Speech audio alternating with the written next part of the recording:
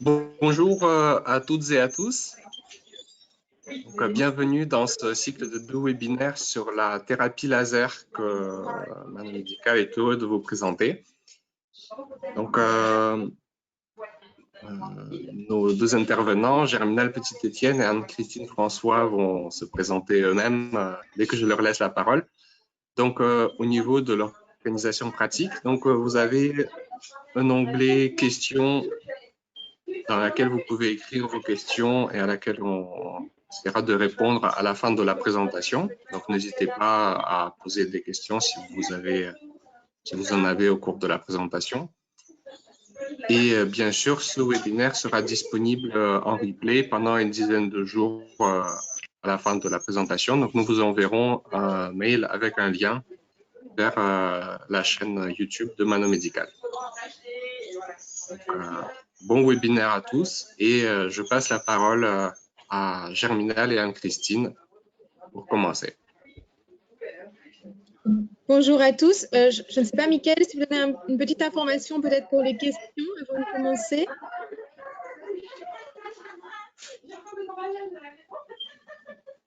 Bon, on va se réserver en fait à la fin de la présentation un petit moment pour les questions. Vous pouvez les noter dans l'onglet chat et ces questions seront relevées et donc, on a prévu un temps de questions-réponses. Voilà, donc bonjour à tous. On va essayer de faire bouger la voilà. Donc aujourd'hui, ce qu'on va aborder avec vous, c'est les propriétés de la lumière laser, la classification des lasers, les principes de base de la photobiomodulation et ses effets sur les cellules et les tissus, et enfin les contre-indications entre un petit peu les mythes et la réalité. Donc nous allons passer à l'introduction. Et donc, je vais me présenter et puis Germinal va se présenter. Donc, moi, je suis le docteur François Christine, j'ai diplômée à Liège en 2011. J'ai d'abord suivi un parcours plutôt chevaux en étant interne donc, en Normandie au centre hospitalier vétérinaire. Et puis, j'ai suivi mon DE de kinésiologie et physiothérapie et de rééducation fonctionnelle à Maison Alfort. Et à présent, j'ai développé un service de physiothérapie ici à l'Université de Liège et j'ai aussi dans ma privé un centre dédié exclusivement à la physiothérapie et aux médecines alternatives sur Namur. Et donc, Germinal, si tu souhaites te présenter. Donc moi, je suis chirurgien d'Alfort. J'ai commencé la physiothérapie il y a très longtemps, à l'époque où c'était vraiment les balbutiements en France en tout cas. Donc, je suis tombé dedans très, très vite. Et au-delà de mon parcours de praticien classique, j'ai effectivement poursuivi le même cursus qu'Anne-Christine, à l'occasion de laquelle nous avons pu nous croiser, juste un petit peu en décalé. Et donc, j'ai validé mon DE en 2017. Donc, je suis praticien exclusif canin en Gironde, à côté de Bordeaux.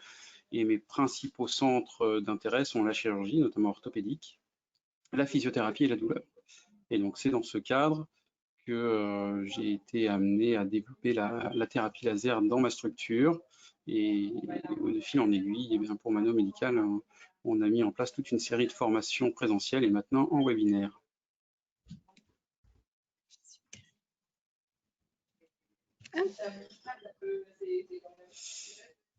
Voilà.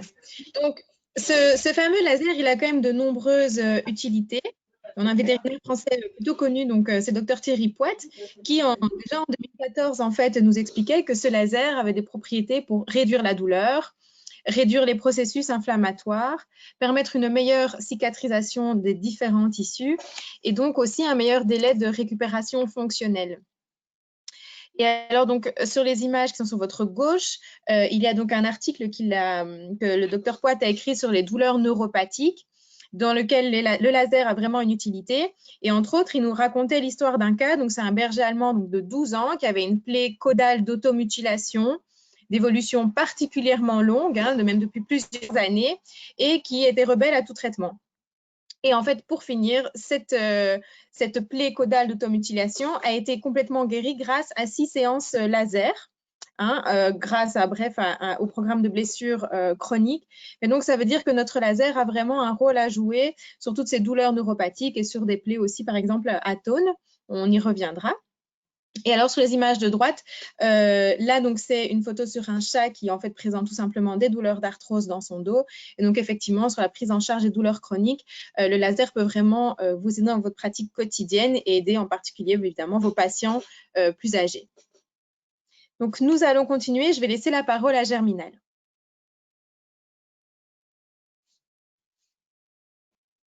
Je vais donc aujourd'hui vous parler des propriétés de la lumière laser, tous les aspects un petit peu physiques et théoriques de cette lumière, pour que vous puissiez mieux comprendre par la suite son fonctionnement et son intérêt.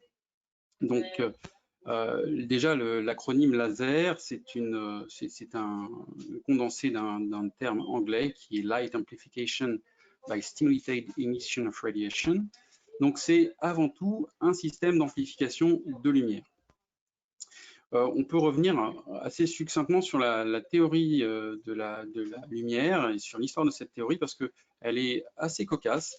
Vous savez tous, pendant vos études, vous l'avez appris, tout comme moi, la lumière est constituée d'une onde et d'une particule. Et en fait, c'est déjà dès le XVIIe siècle, cette dualité de la lumière avait été évoquée. À l'époque, la théorie ondulatoire avait plutôt été développée par un physicien qui s'appelle Huygens, et Newton avait très tôt donc établi cet aspect corpusculaire de la lumière. Aspect qui, à l'époque, n'était pas du tout remis en question, compte tenu de la notoriété de Newton, mais qui par la suite a été un petit peu oublié, en particulier par tous les travaux du 19e siècle par des physiciens connus comme Young, Fresnel ou encore Maxwell. Ces physiciens ayant vraiment développé et affiné toute la théorie ondulatoire de la lumière.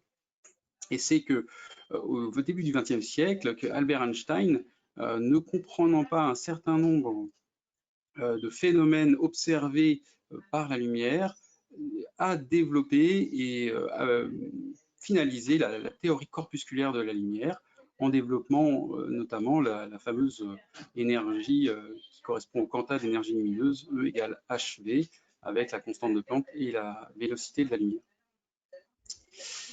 Alors, donc Einstein, au début du siècle, du XIXe siècle, a établi les bases de ce principe corpusculaire de la lumière.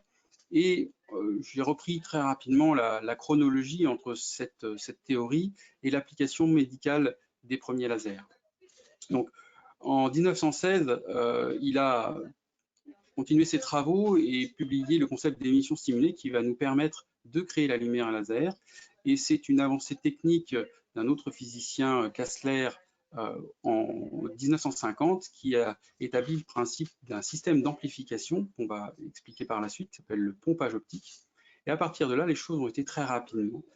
En 1953, il y a le premier précurseur du laser qui était des ondes micro-ondes, c'était un maser qui a été établi, et en 1960, le premier laser a été créé par Theodor Maiman. C'était un laser qui était à base de rubis. Et ce qui est intéressant dans cette histoire, et ce qui est assez surprenant, c'est que très rapidement, la médecine s'est emparée de cet outil, parce que dès 61, on a les premières applications médicales, avec des applications en ophtalmologie, et ensuite les choses se sont développées très rapidement. En 63, des applications en dermatologie, puis la théorie s'est développée avec d'autres supports que le rubis. On a eu des lasers à gaz, des lasers liquides. Aujourd'hui, on a des lasers avec des diodes.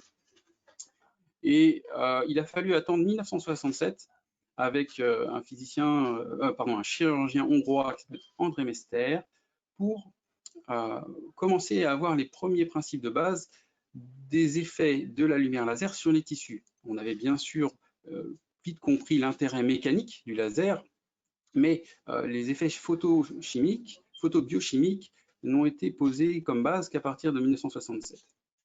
Ensuite, dans les années suivantes, 1970 notamment, des sociétés savantes se sont établies, excusez-moi, et il a fallu attendre les années 70 pour que cet appareil, cet outil se démocratise vraiment, parce que jusqu'aux années 70, on avait une grosse boîte qui permettait d'émettre une lumière laser, mais c'était pas très pratique à utiliser parce que c'était pas souple. Et il a fallu attendre le développement de la fibre optique pour pouvoir avoir des appareils qui puissent être très pratiques et très utiles en pratique. Alors, revenons un petit peu sur les fondamentaux et la théorie physique de la lumière. Donc la lumière, comme je vous l'ai déjà dit, et vous le savez, c'est à la fois une onde et une particule. Une onde électromagnétique et un photon. On définit cette onde par la longueur d'onde, et plus la longueur d'onde est courte, et plus l'énergie lumineuse est importante, puisqu'on a une formule d'énergie qui est E par l'énergie, c'est H, la constante de Planck, par la célérité de la lumière sur la longueur d'onde. Donc on a différentes zones de spectre de la lumière. Il y a le spectre visible, qui va du bleu au rouge, les spectres avec des hautes énergies. Donc ça, c'est toutes les radiations ionisantes qu'on connaît bien du reste en médecine, puisqu'on utilise tous les jours, enfin la plupart d'entre nous, des rayons X pour l'imagerie médicale, des scanners, les ultraviolets aussi qui font partie des photons de haute énergie.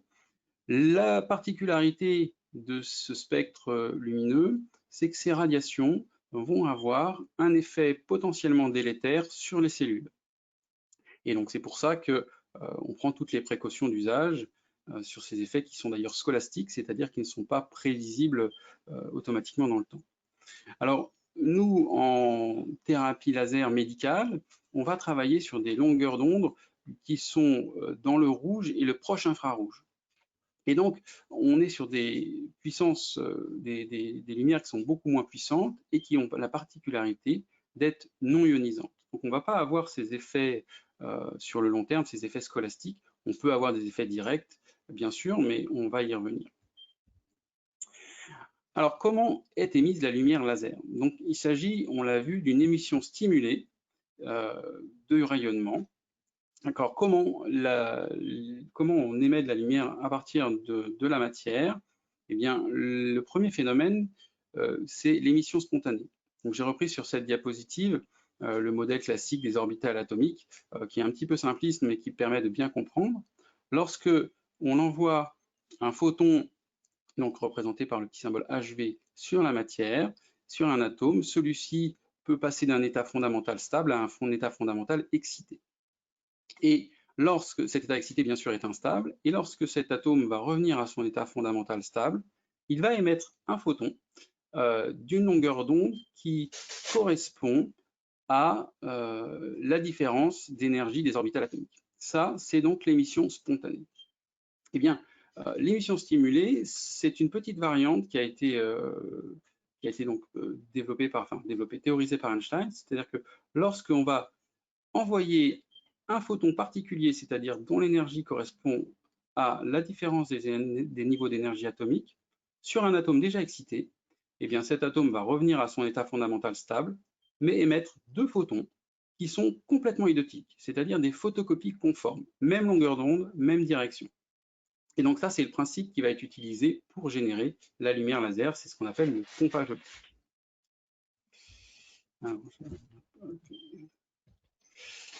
Ensuite, c'est un système d'amplification de la lumière. Pour amplifier la lumière, eh bien, c'est très simple, on utilise un miroir. Et donc, une chambre de fonctionnement laser, une chambre d'amplification laser, ce sont deux miroirs, l'un en face de l'autre, qui vont permettre d'amplifier et de perpétuer cette émission stimulée. Donc, ces miroirs vont entraîner une résonance lumineuse.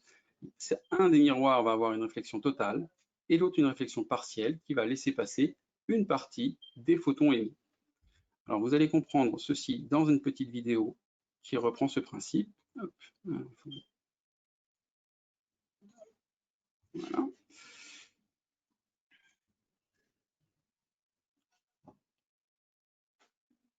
Donc voilà, on va retrouver notre atome avec ses niveaux d'énergie, les niveaux d'atal et le niveau excité. Notre atome reçoit un photon dont l'énergie correspond à la différence des niveaux d'énergie et il va, voilà, une émission stimulée, émettre deux photons complètement identiques. Donc imaginez dans un milieu une série d'atomes excités Voilà, on a notre série d'atomes. Et bien, à ce moment-là, à chaque fois, ces atomes excités vont réémettre 2 photons qui vont permettre d'exciter à nouveau les atomes. Et on a ainsi très rapidement un phénomène qui s'auto-entretient d'amplification lumineuse. C'est le principe du pompage optique. Et à ce moment-là, si on a une partie du rayonnement qui peut passer, on a notre lumière laser qui est émise. Pardon. Donc, quelles sont les différences et les choses à retenir? La lumière naturelle, à la différence de la lumière laser, est une lumière qui est hétérochromatique, c'est-à-dire toutes les longueurs d'onde. Elle est multidirectionnelle et elle est totalement désordonnée. La lumière laser, elle est monochromatique, elle est unidirectionnelle et cohérente, ce qui lui permet d'avoir une énorme puissance et une énergie cumulée très importante.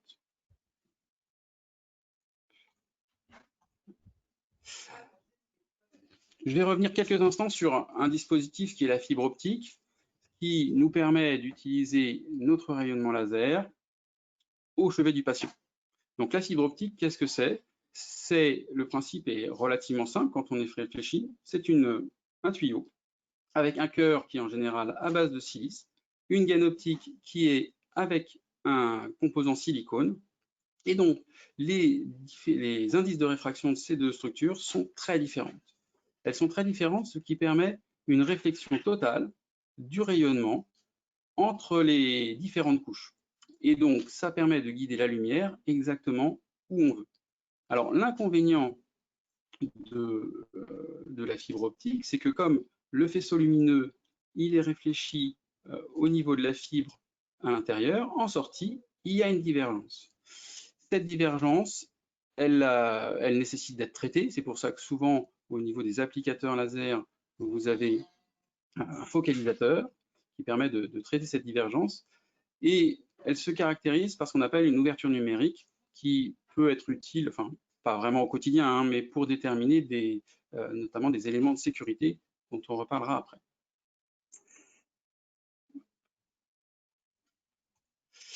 Et donc, celui qui a vraiment développé ça, c'est un physicien qui s'appelle Elias Nitzer et à qui on doit aujourd'hui toutes les utilisations qu'on a sur la fibre optique, notamment numérique. Il existe différents types de fibres optiques. La plus courante rencontrée dans les lasers médicaux sont des fibres dites multimodes.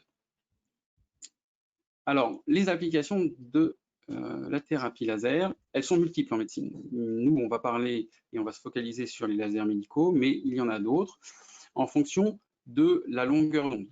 Donc, vous avez parmi les lasers les plus puissants, les lasers argon, qui sont utilisés notamment en dermatologie, en ophtalmologie. Ensuite, vous avez toute une série de supports. Les lasers diodes qu'on utilise en thérapie laser médicale, mais vous avez aussi des lasers Nd:YAG, donc ce sont des semi-conducteurs utilisés en endoscopie et en ophtalmologie, et des lasers CO2, notamment en chirurgie. La lumière laser, elle interagit avec les tissus. Elle interagit avec les tissus comme les ultrasons en échographie ou comme les rayons X. Donc, ce sont des choses qui vous sont familières. Lorsque un faisceau laser va rencontrer un tissu, eh bien, il y a une partie de la lumière qui va être réfléchie et ensuite, le reste va pénétrer dans les tissus. Une proportion va être diffusée et le restant va pénétrer de manière différente en fonction notamment de la longueur d'onde, de la puissance et bien sûr des constituants biologiques traversés. Et cette énergie résiduelle va alors être transformée en d'autres formes d'énergie qui vont avoir les effets qu'on peut constater en thérapie médicale.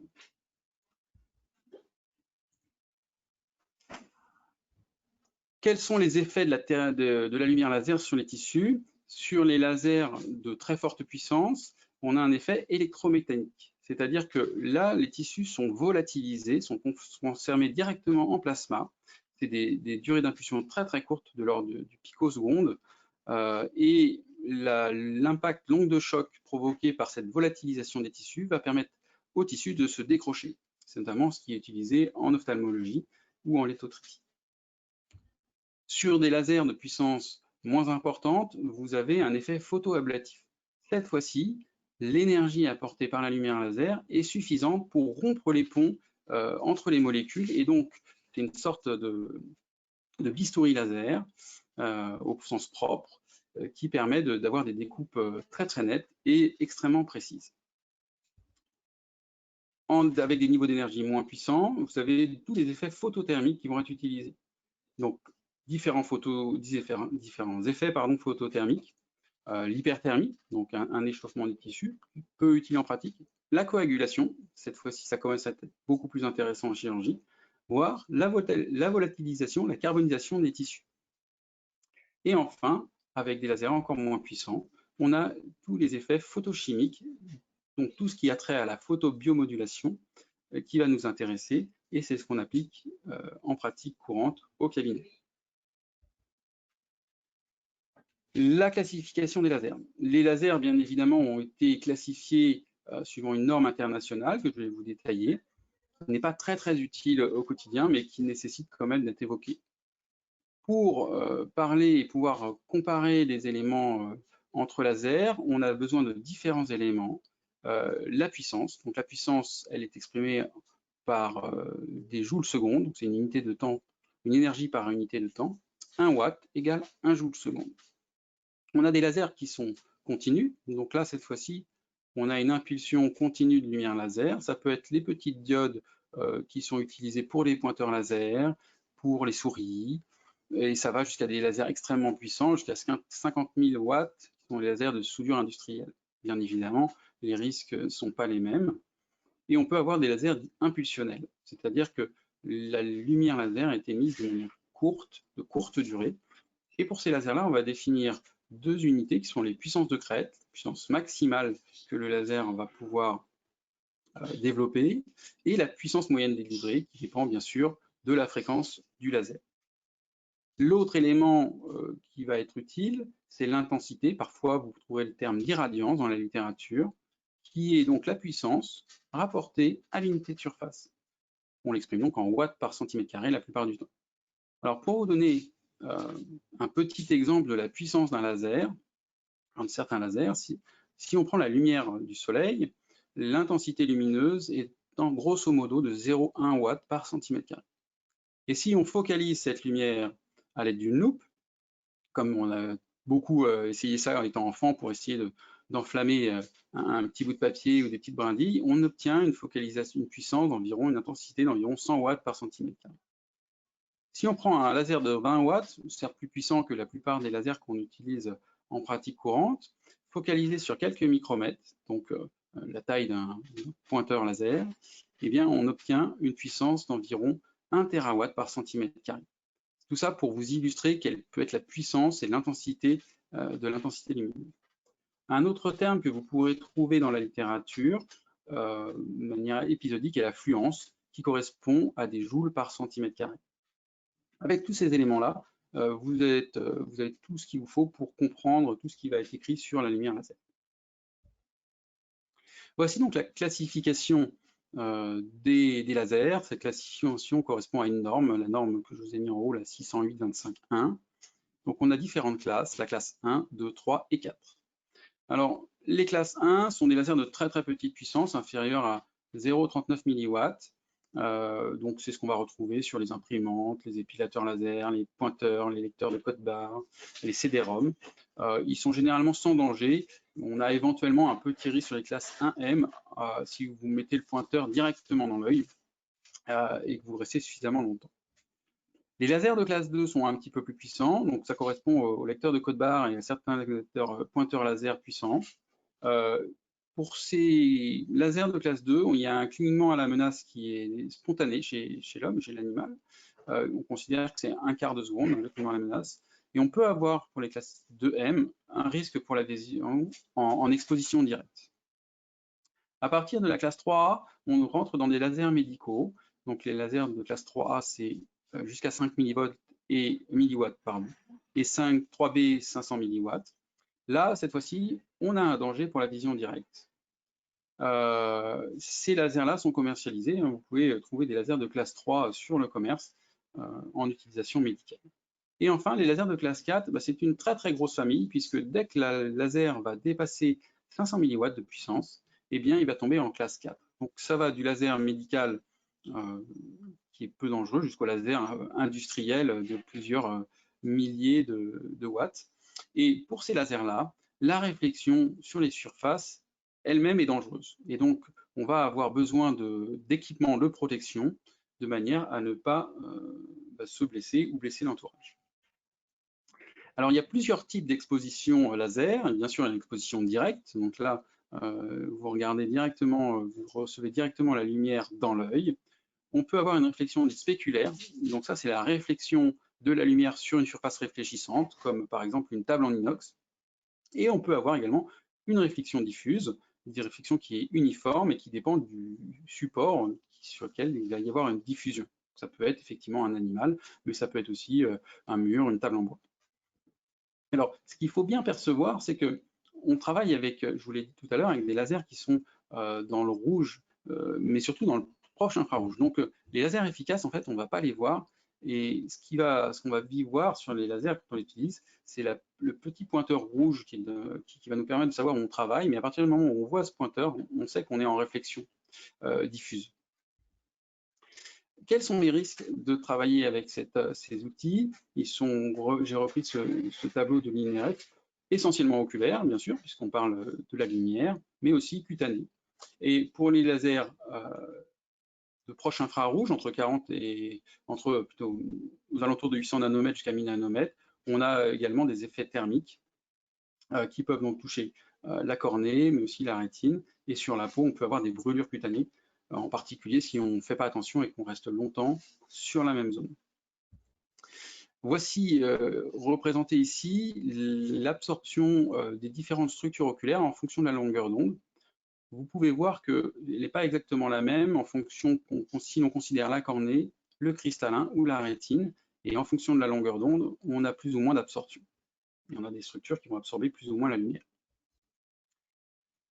Pour ce qui concerne le risque principal, c'est-à-dire le risque pour la vue, pour les rayons laser qui sont dans le visible et dans le proche infrarouge, les risques sont des risques de cataracte, si on a une focalisation sur la rétine, une cataracte je dis n'importe quoi, sur le cristallin, et selon la focalisation sur la rétine, on a des risques variables en fonction de la zone de focalisation.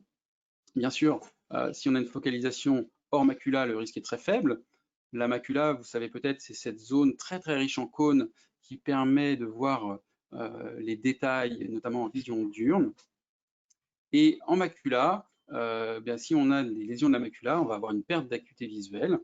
Et si on a des lésions sur la fovea, donc la fovea, c'est une petite zone de la macula qui est uniquement constituée de cônes, eh bien on peut avoir des pertes carrément de vue.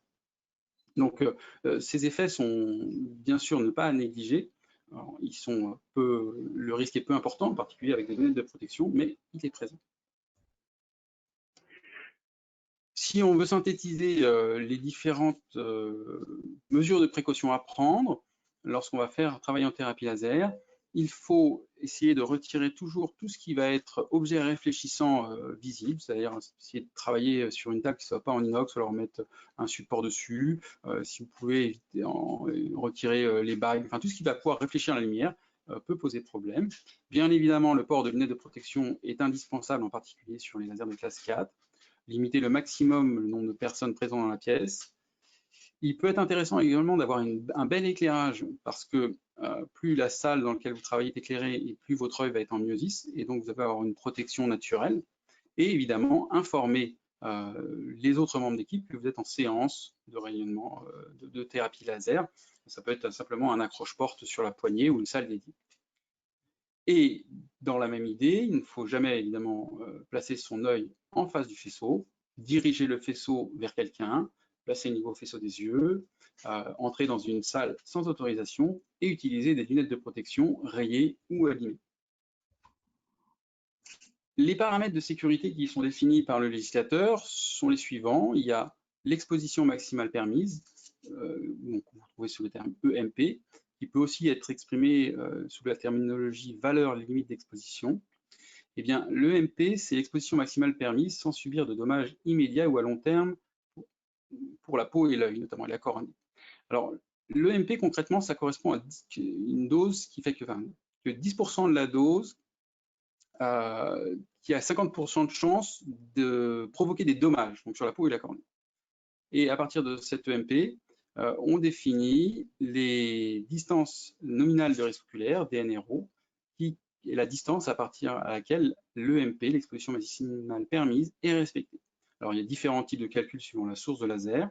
Je vous ai mis le mode de calcul qui n'est absolument pas à retenir, rassurez-vous, pour l'utilisation d'un laser avec fibre optique multimode.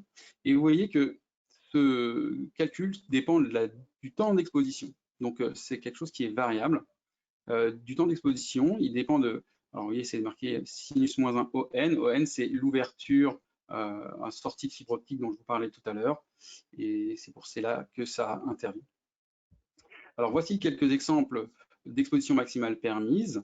Donc ça, c'est une norme. Tout ça, c'est bien évidemment normé, écrit, gravé dans le marbre par des commissions bien scientifiques. Et voici quelques exemples de MP pour l'œil ou pour la peau, pour les lasers diode, en fonction de la longueur d'onde. Alors, rassurez-vous, on est très loin de tout ça en utilisation quotidienne. En ce qui concerne les protections oculaires, eh bien, une protection laser est dédiée à un laser spécifique, c'est-à-dire que toutes les lunettes de protection ne sont pas interchangeables. Il existe deux normes de protection qui sont la norme E207 et E208, et vous avez différentes informations qui sont gravées sur les lunettes suivant la norme. Vous pourrez regarder, pour ceux qui sont équipés, c'est noté sur le bord des lunettes. Ce qui est fondamental, c'est que les lunettes que vous utilisez correspondent à la protection de longueur d'onde de votre laser. Et vous avez donc différents types marqués si c'est noté pour valide pour le mode continu, le mode pulsé, le numéro d'échelon d'intensité maximum.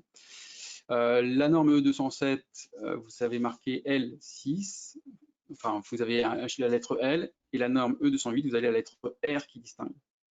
Donc toutes ces informations sont gravées. Vous pouvez juste éventuellement vérifier qu'elles correspondent bien à votre lumière laser, et les lunettes de protection sont fournies généralement par le fabricant. Alors, que faire en cas d'accident? Vous avez une exposition, malgré toutes les précautions que vous avez prises, vous avez une exposition qui vous a provoqué un accident. Si c'est une lésion thermique au niveau de la peau, eh bien évidemment, considérez ça comme une brûlure, donc mettre sous l'eau pour refroidir, et minimum 15 minutes pour limiter au maximum l'extension des dégâts thermiques. Et en cas de lésion de l'œil, eh bien, fermez évidemment les yeux, s'asseoir ou se coucher par terre pour éviter de perdre l'équilibre éventuellement, prévenir quelqu'un si il n'y a personne d'autre dans la pièce, protégez vos yeux pour empêcher la lumière de pénétrer davantage, et évidemment avoir recours à un examen ophtalmologique obligatoire. Donc voilà ces aspects qui sont un petit peu théoriques, pas forcément passionnants, mais au moins vous connaissez les bases de comment est générée la lumière laser, quels sont les risques et comment vous en protéger. Et donc maintenant, je vais laisser la parole à Anne-Christine qui va vous expliquer les bases et les principes de la photobiomodulation, c'est-à-dire les effets de la lumière laser sur les cellules et les tissus. Donc, merci Germinal. Donc effectivement, on va aborder les principes de base de la photobiomodulation. On va commencer au niveau cellulaire. J'essaye de bouger voilà, la slide. Et donc, cette lumière du laser a un effet d'excitation sur la cytochrome C oxydase. Le cytochrome C oxydase, c'est, désolée, une molécule voilà, qui se trouve sur, on va y arriver, désolée pour les dias, sur la membrane interne de la mitochondrie. Et donc, cette excitation va mener à une augmentation des réactions de transfert d'électrons dans les mitochondries. Cette excitation va donc conduire à une augmentation aussi de molécules de signalisation, comme l'ATP, comme les espèces réactives de l'oxygène qu'on appelle les roches, ou comme l'oxyde nitrique, le NO. Alors, cet ATP, en fait, en augmentant l'ATP, on va donc avoir, en fait, au final, c'est la preuve d'une augmentation du métabolisme cellulaire. Et donc, on va avoir des effets bénéfiques sur les cellules et sur les tissus blessés ou malades. Effectivement, il y a une étude dans les années 80 qui montrait sur des cellules isolées de foie de rat que cette lumière laser augmentait, entre autres, donc cette synthèse d'ATP. Et alors, on a aussi des études in vitro qui ont démontré un effet pro-vital, j'ai envie de dire, de cette lumière laser sur différents types de cellules, qu'elles soient humaines ou animales, et notamment, par exemple, les fibroblastes, les kératinocytes, tout ce qui est cellules endothéliales, tout ce qui est lymphocytes, tout ce qui est cellules musculaires et aussi sur des cellules souches. Donc, quand on parle d'effet provital, c'est quelque part une augmentation du métabolisme, une augmentation de la prolifération cellulaire, une augmentation de la migration des cellules. Et donc, on retrouve vraiment un intérêt dans tout ce qui est cicatrisation des plaies et par exemple tendinopathie. On aura l'occasion d'y revenir, mais par exemple, c'est vrai qu'on fait davantage du chien-chat, mais par exemple, il y a une étude chez les chevaux où effectivement, grâce à des capteurs, ils ont bien pu prouver que cette lumière du laser traversait les tendons d'intérêt, hein, donc les deux tendons fléchisseurs. Alors, pour les ROS, je vais essayer de nous faire bouger ma dia.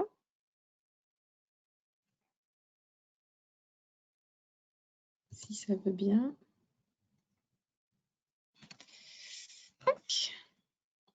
Ok, donc là, je suis trop loin. Encore une fois, désolée, hein, on a fait des partages de droits pour les souris et donc je pense que c'est ou moi qui suis rapide ou le système qui est un peu lent pour moi. Et donc pour ces ROS, on sait que donc le métabolisme de l'oxygène produit des molécules chimiquement réactives qui contiennent donc de l'oxygène et qu'on appelle les ROS. Et on sait que des concentrations élevées provoquent des processus inflammatoires chroniques, une exposition donc toxique à l'oxygène et donc un stress environnemental, et donc on peut avoir des dommages oxydatifs sur les cellules, mais par contre, à petite concentration, et c'est là que notre laser devient intéressant, on a un effet positif de ces molécules avec un effet de prolifération cellulaire, de différenciation neuronale, de protection des cellules cardiaques, entre autres. Donc, cette prolifération cellulaire va à nouveau nous être utile dans notre gestion quotidienne sur, par exemple, tout ce qui est cicatrisation de plaies. Et notre différenciation neuronale va nous aider, par exemple, sur que ce soit des post-op de chirurgie neuro, des plaies, par exemple, atones aussi.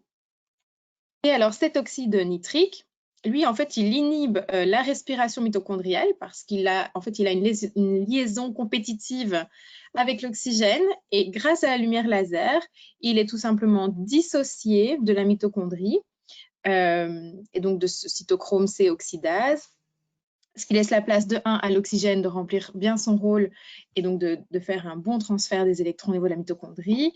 Et donc, on a une augmentation de la respiration cellulaire. Et donc, ce NO, lui, après, il faut savoir qu'il est vasodilatateur. Donc, il va aider à la résolution de l'œdème, à l'amélioration du drainage lymphatique. On va avoir une cicatrisation améliorée via l'angiogénèse et la vasodilatation qu'il va induire. Et alors maintenant, au niveau tissulaire, donc ces effets au niveau de la cellule, quels impacts ils vont avoir au niveau tissulaire? Donc on va avoir une favorisation de la cicatrisation des plaies et des tissus, une résolution meilleure de l'inflammation et de l'œdème et un traitement de la douleur.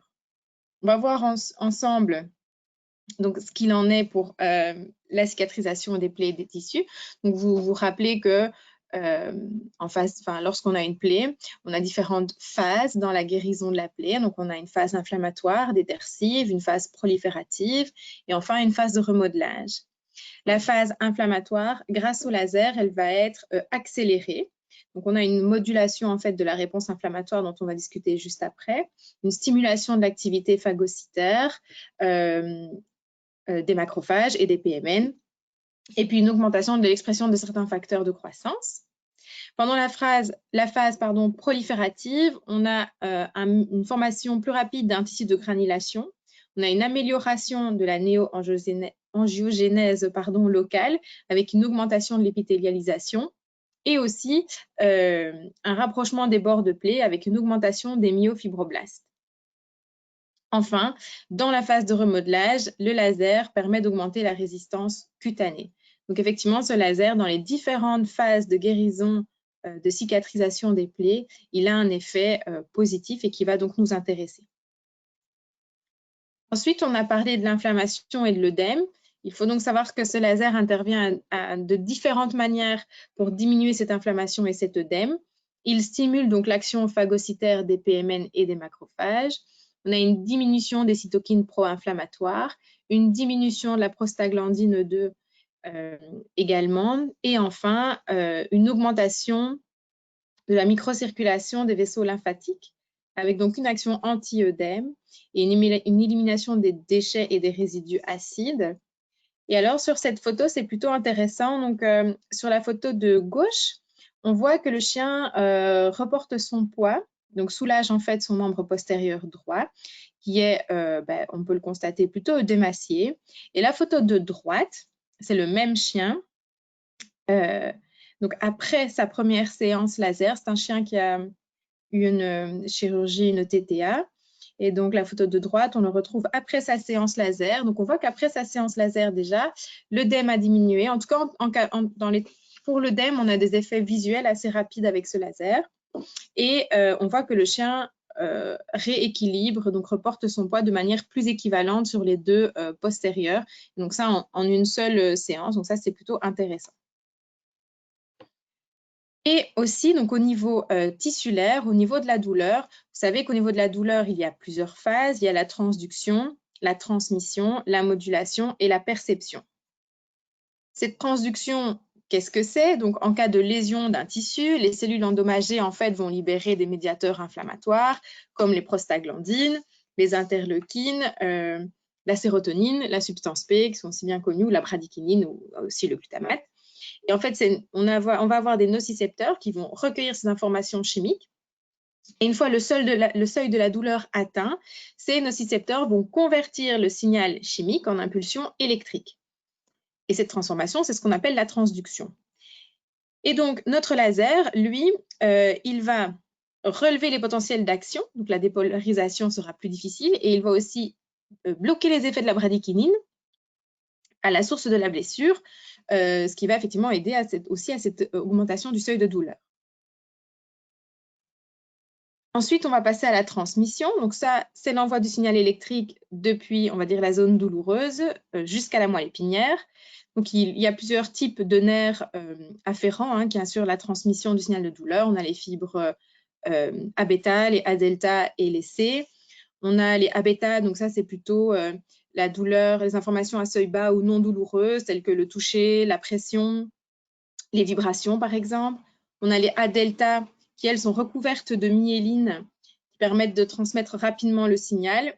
Et donc, c'est plutôt tout ce qui est réflexe de retrait, douleur aiguë.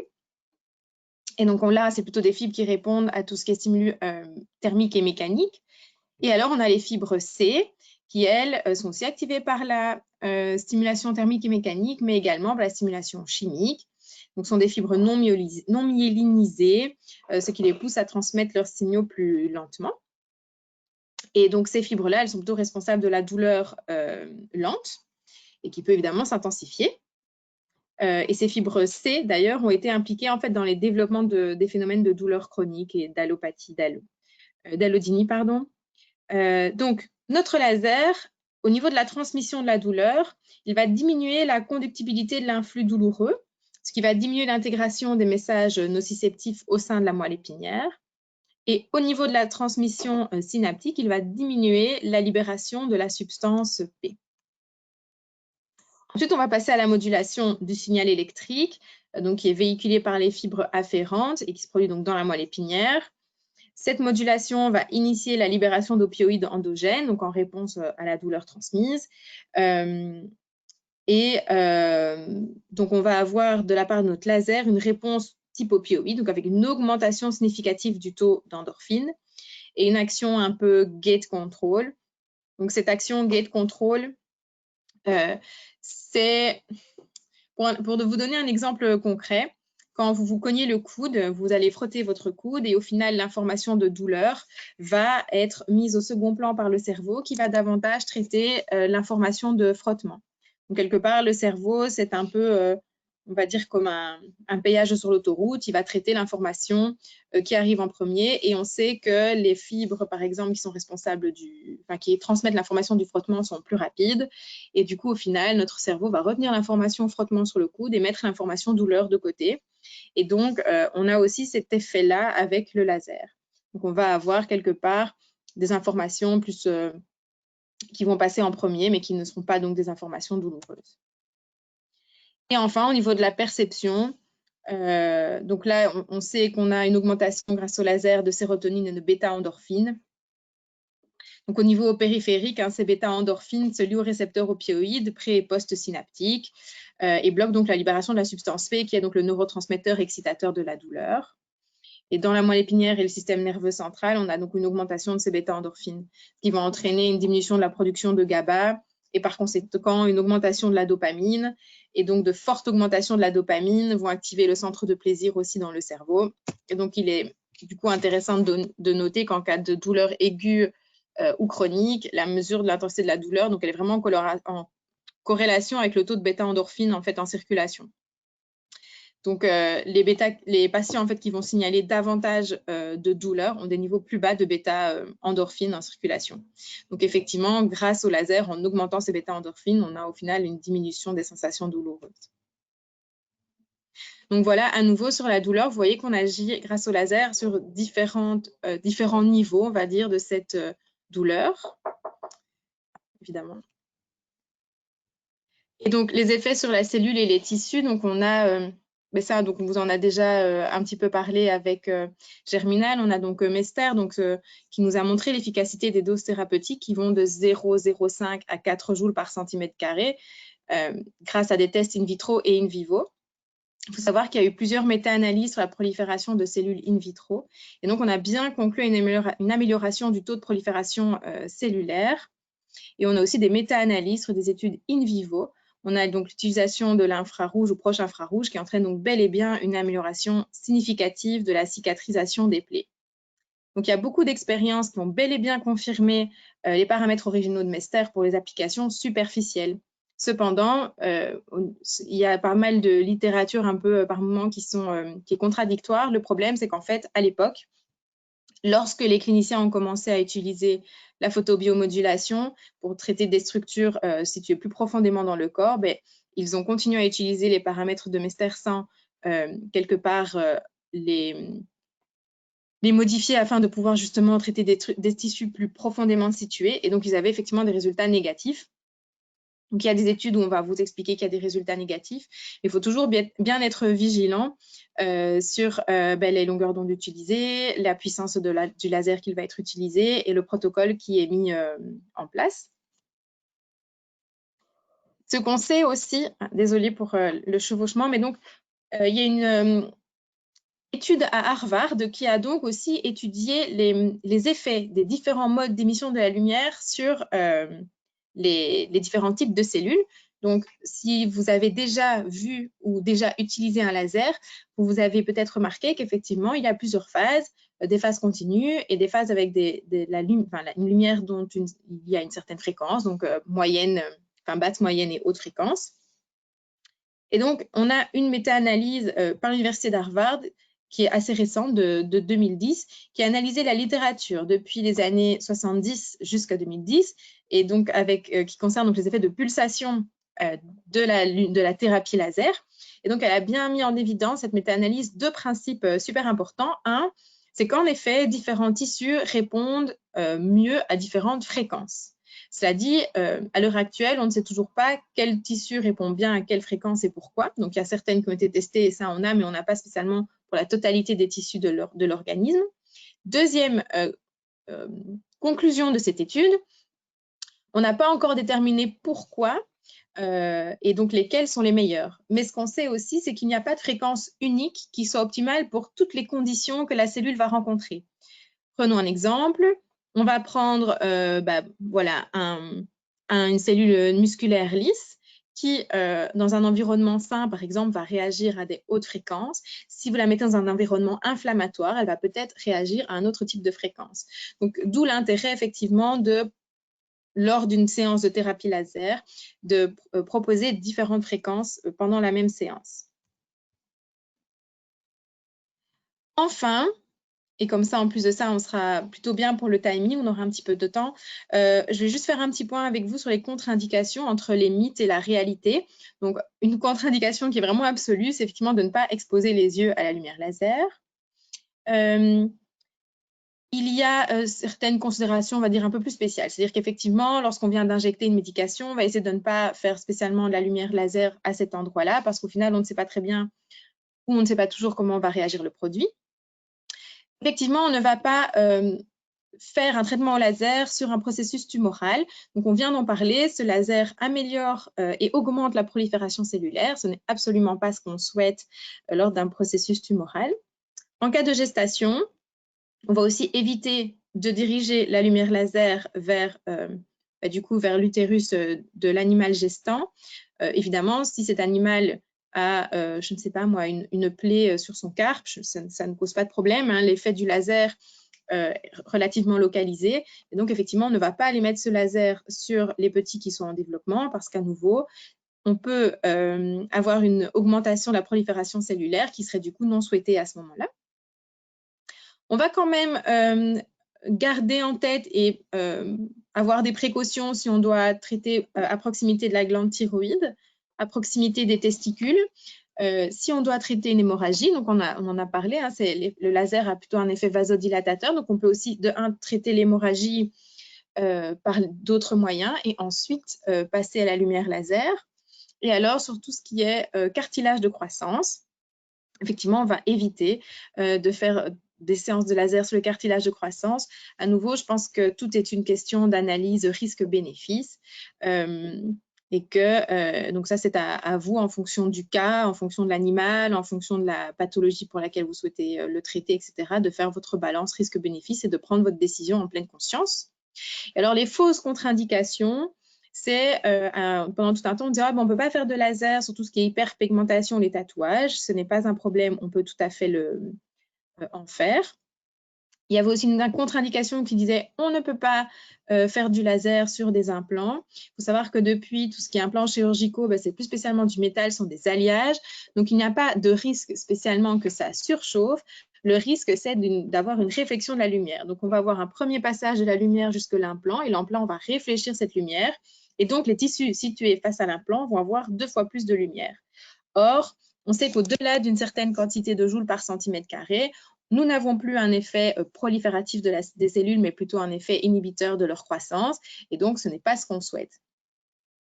Enfin, ensuite, on parlait aussi de tout ce qui était infection microbienne. On disait de ne pas utiliser le laser en cas d'infection de présence de bactéries. Alors là-dessus, en fait, certaines études in vitro sur certaines bactéries ont tendance effectivement à déconseiller le laser. Cependant, il semblerait que in vivo, il n'y ait vraiment pas de contre-indication et qu'on puisse utiliser le laser sur donc des infections bactériennes. Je pense en particulier aux plaies, il ne faut pas hésiter, même si les plaies sont purulentes. Et enfin, la dernière fausse contre-indication, on disait de ne pas utiliser le laser sur certains médicaments photosensibilisants. Donc, on va y retrouver, par exemple, les phénothiazines, donc l'acépromazine, le Calmivette, je pense que c'est son nom commercial le plus connu.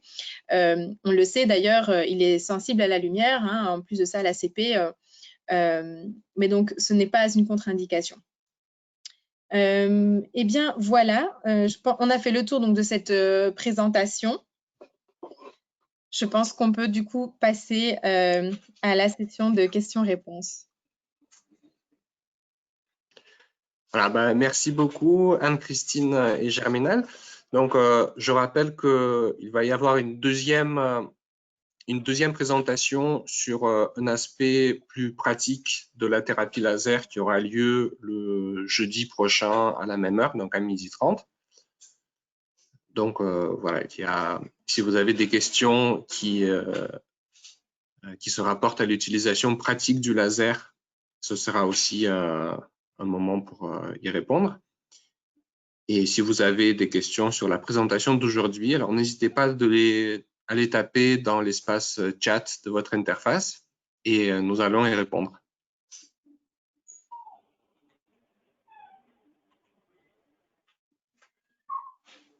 Donc, une première question que j'ai, c'est sur la disponibilité de cette conférence en replay. Donc, effectivement, ce webinaire sera disponible en replay pendant une dizaine de jours sur la chaîne YouTube de Mano Medical. Donc, nous vous enverrons un mail de suivi avec le lien vers le webinaire.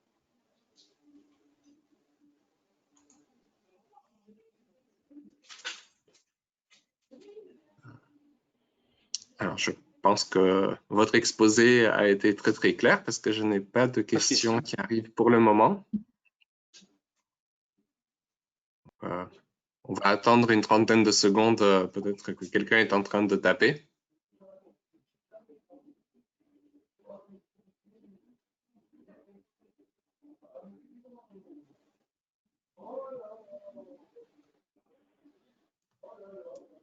Alors, donc, j'ai une première question sur le fond. C'est comment savoir au cours d'une séance quelle modulation de fréquence doit-on faire? Alors, généralement, par chance, dans les lasers donc, qui sont disponibles sur le marché et qui sont à disposition des vétérinaires, généralement, les programmes incluent d'eux-mêmes différentes modulations de fréquences. Donc, en général, vous n'êtes pas obligé de vous y inquiéter. Ce sera déjà préenregistré dans le programme.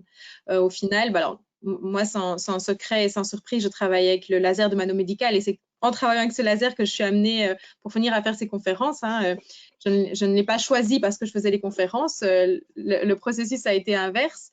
Et au final, effectivement, les programmes sont déjà préenregistrés et il y a déjà des fréquences en fait, qui sont variables et modulables. Et donc, généralement, vous avez plusieurs phases avec des phases continues, une phase de basse fréquence, de moyenne fréquence, de haute fréquence, et ensuite, généralement, à nouveau, une phase continue. Donc ça, quand vous traitez l'animal, en tout cas, vous ne devez pas trop vous y attarder. Cela dit, si vous souhaitez créer votre propre programme, effectivement, je pourrais, pour la fois prochaine, on pourrait rechercher un petit peu effectivement les fréquences types pour vous donner des idées. Mais au final, généralement, c'est déjà préenregistré. Je ne sais pas, Germinal, si tu veux dire quelque chose. Non, j'ai pas grand-chose à rajouter avec ce que tu viens de dire. C'est vrai qu'en utilisation pratique, même s'il y a des éléments théoriques derrière, les programmes qui sont déjà implémentés dans la plupart des lasers disponibles sur le marché couvrent au moins 99% de l'utilisation. Donc, il est vraiment très rare d'être amené à, je dirais, faire son programme soi-même, sauf pour des indications très très précises. Mais c'est possible. Merci. Ouais. Merci. Alors, la question suivante, c'est un peu plus pratique. Donc, comment choisir un laser? Quels sont les critères de choix d'un laser pour la thérapie parmi tout ce qui est disponible sur le marché? Alors, je vais commencer à répondre à cette question. Je dirais que bon, il y a effectivement pas mal de critères. On en a vu un certain nombre. Je pense que la puissance est un critère assez intéressant parce que la lumière laser, je ne sais pas si vous l'aurez compris à travers ce qu'on a exposé Anne-Christine et moi, c'est un vecteur de lumière. C'est-à-dire que ce qui nous intéresse, c'est la lumière et tout ce que Anne-Christine nous a exposé fonctionne avec de la lumière qui n'est pas laser. Avec des lumières monochromatiques, avec des longueurs d'onde identiques, on a les mêmes résultats. Néanmoins, pour amener de la lumière en profondeur dans les tissus, il faut de la puissance parce que sinon tout est absorbé ou alors réfléchi et rien ne pénètre. Et donc plus votre laser va être puissant et plus en profondeur il va en résiduel rester suffisamment de lumière pour avoir un effet thérapeutique. Donc la puissance est bien évidemment un élément très important. Ensuite, les longueurs d'onde sont quand même à étudier aussi un petit peu à la marge parce que, bon, en tout cas, tous les modèles que je connais de laser, mais je ne suis pas une encyclopédie et ma connaissance n'est peut-être pas exhaustive sur ce point-là, eh bien, il y a un certain nombre de longueurs d'onde qui sont très intéressantes et je crois qu'on en reparlera sur la prochaine partie de l'exposé, hein, la semaine prochaine. Et donc, il faudra bien vérifier que vous êtes, les longueurs d'onde qui sont proposées par vos appareils sont dans ces gammes-là. Ensuite, il y a des éléments assez pratiques. C'est-à-dire que si vous avez un laser qui est compliqué à utiliser au quotidien, eh bien, ça va vous faire des freins à l'utilisation, ça va vous ralentir dans votre pratique quotidienne. Si vous devez changer à chaque fois d'accessoires pour changer la longueur d'onde, ça vous ralentit dans votre pratique, ça va vous rallonger les séances. Donc, il y a toute une série de petits aspects pragmatiques qui sont à considérer, l'encombrement, la portabilité, si vous faites de l'équine, par exemple. Si vous avez un laser qui peut pas se brancher et que vous envisagez, qui ne peut pas fonctionner avec une batterie et que vous envisagez de l'équine, fonctionnellement, ça va coincer. Et puis enfin, à ne pas, bon, le prix évidemment, hein, mais à ne pas négliger le SAV, parce que il existe, même si c'est des appareils qui n'ont pas de consommables en tant que tel, si ce n'est l'électricité, ils peuvent tomber en panne et il est quand même important d'avoir derrière un SAV qui soit efficace, qui puisse vous dépanner rapidement. Et je sais que sur ce point-là, en tout cas, Mano Medical est très efficient. D'autres, pour en avoir eu connaissance de manière indirecte, et je ne citerai pas de marque, hein, d'autres fabricants, enfin distributeurs tout au moins, ne sont pas tout aussi efficaces, loin de là. Je ne sais pas si tu as quelque chose à rajouter, Anne-Christine. Alors, moi, j'avais aussi en tête le zoom optique. Donc, certains vont vous proposer, pardon, désolé, un zoom optique. Donc, en fait, à ce moment-là, on concentre le faisceau sur une petite surface. Et attention, parce qu'à ce moment-là, on augmente considérablement les joules par centimètre carré. Et là, on a vraiment un risque de surdosage. Alors, il faut ou être certain que dans ces lasers-là, il y a un phénomène ou un système d'alarme pour bien vous indiquer que vous êtes focalisé. Cela dit, personnellement, je trouve que de zoomer à ce point-là, ce n'est pas très nécessaire parce qu'il n'y a vraiment pas de risque à mettre la lumière laser sur un tissu sain. Il n'y a vraiment aucune conséquence. Hein. Je veux dire, il n'y a pas de souci à permettre à la cellule, à la mitochondrie de fonctionner davantage. Donc, personnellement, je trouve que c'est un risque d'utiliser ce zoom, or qu'il n'y a pas de risque à mettre de la lumière sur du tissu sain. Donc, voilà, je sais que ça fait partie des arguments parfois des firmes pour la vente du laser. Moi, je trouve que c'est un argument un peu caduc, mais c'est mon avis aussi. Je trouve que ça peut être dangereux s'il n'y a pas un vrai système d'alarme pour nous en avertir, quoi. Merci beaucoup. Alors, on va prendre encore 2 ou 3 questions. Donc, une autre question sur la clinique, c'est quelle est l'action du laser sur l'arthrose? Est-ce que c'est un traitement qui va surtout avoir un effet anti-inflammatoire, antidouleur, ou il y a une amélioration réelle de la condition? Germinal, est-ce que tu veux commencer? Parce que je t'ai vu sauter. Alors, oui, je vais commenter parce que c'est sur les applications pratiques, on va y revenir largement la semaine prochaine. Mais clairement, la réponse est oui. Hein, sur l'arthrose, c'est très intéressant. Sans rentrer dans les détails, on va avoir une action antalgique, une action anti-inflammatoire et aussi une amélioration de la vascularisation. Donc, sur l'arthrose, c'est vraiment très intéressant. Et pour tous les aspects pratiques, je sais qu'Anne-Christine développera une partie notamment dédiée à l'arthrose la semaine prochaine. Donc, on pourra largement en reparler. Débattre, oui. Merci. Alors, donc, juste une petite précision sur le niveau de dangerosité des lasers qu'on utilise en milieu vétérinaire. Donc, est-ce qu'on est bien sur de la classe 4, comme c'est des lasers qui dépassent 500 milliwatts? Alors oui, bien sûr. Enfin, comme je vous l'ai dit tout à l'heure, on trouve des lasers de classe 3 hein, sur le commerce, mais la plupart des lasers je dirais, actuels qui sortent sur le marché sont des lasers de classe 4 et c'est tant mieux. Hein, parce qu'on a ainsi un gain de temps et d'efficacité. Et après, donc avec des lunettes de protection adaptées, il n'y a aucun problème à leur utilisation. Hein. Merci beaucoup. Et alors, du coup, sur un laser de classe 4 en vétérinaire, quelle est la durée moyenne d'une séance laser? Je n'ai jamais mesuré, mais c'est plutôt court. On est Alors, sur moins. Tu as mesuré, toi, Jeanne? Ouais, comme j'en ai quand même pas mal de recul. Ça va dépendre bien sûr de la taille de l'animal que vous allez traiter, enfin de la taille de la zone. C'est sûr que traiter une hanche de chat, c'est pas la même chose que traiter une hanche de labrador. Et même pour connaître un peu l'utilisation en humaine, traiter des lombaires, la durée d'action va être, la durée de traitement va être plus long. Donc sur les chevaux, par exemple, je pense que les traitements sont plus longs. Sur un chat, en gros, on va être aux alentours de 2 à 3 minutes suivant les zones traitées. Sur un chien de grande taille, on va aller jusqu'à 5 minutes environ. Et je pense sur un cheval, ça doit aller jusqu'à, enfin, chez l'homme en tout cas, quand on va traiter des zones comme les lombaires, les douleurs dorsales, on va être sur des programmes qui durent environ 7 minutes pour des lasers de classe 4 sur des appareils entre 12 et 15 watts. Donc voilà, à peu près les ordres de grandeur entre 3 et 5 minutes en canine et probablement aux alentours de 7 minutes, 5-7 minutes en équine ou en rural. Je n'ai pas du tout l'expérience hein, sur ces pratiques-là. Moi, je suis praticien canin exclusif. Ah bah, merci beaucoup pour vos réponses. Alors, j'ai encore pas mal de questions qui arrivent beaucoup sur les aspects cliniques comme le nombre de séances, l'utilisation de la puissance continue, sur les gingivite de chat et d'autres choses. Alors, je pense qu'on va aborder pas mal de ces thèmes lors de notre prochaine séance.